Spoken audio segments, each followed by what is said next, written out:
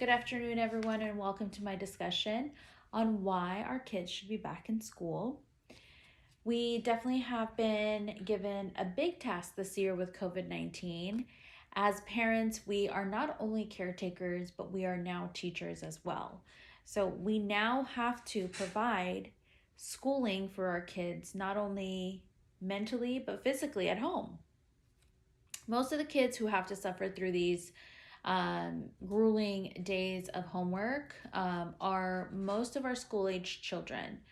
They are kids who have not yet learned how to independently learn on their own. And so now they're having to learn these basic functions of being able to turn in their work on time, on their own, as well as being able to learn things on their own independently.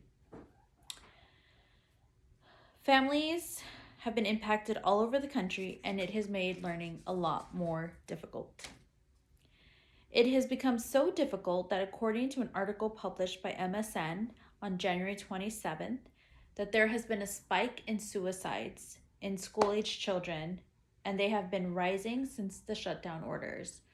How heartbreaking is that to hear that school-age children are now thinking about suicide because they don't get to go out and explore with their friends, be able to hang out with their friends at school, and be able to just have a social balance.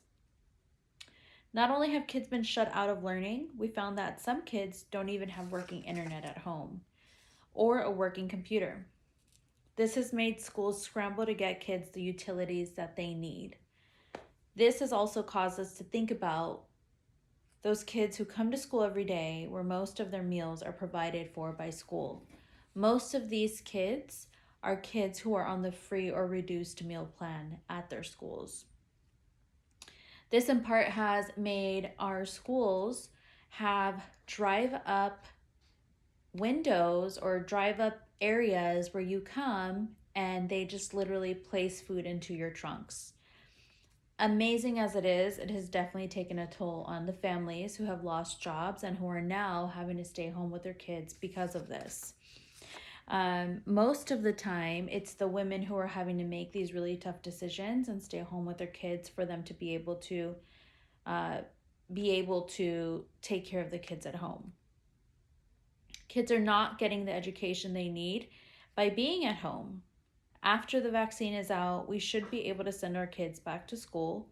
We should rely on our teachers to keep our kids safe in their classrooms and make sure that they are still getting the education that they deserve. Like we mentioned earlier, this has taken a toll on parents as well. Predominantly the women in the household are the ones who are having to leave their jobs and stay home with the kids to be able to help them with their homework. Schools around the country right now are trying to find resources for those kids who are really suffering from having to be at home with little resources.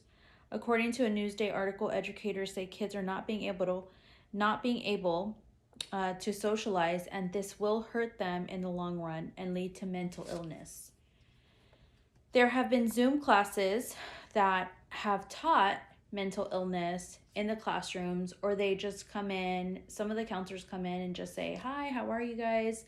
They come in and they do a Zoom class just for kids who are probably suffering a little bit more. And they do go in and they try to make sure that they feel good about being at home and making sure that they have all the resources that they need. It is said that kids this year may not even get graded because of, the COVID-19 situation, but they're just going to be passed on based on participation. So at this point, schools are no longer going to be grading kids or passing kids based off of how well they learned. It's going to be based off of how they participated in class or how they were able to turn in any work. Right now in the United States, parents are trying to juggle everything from being a parent, a teacher, and having to work.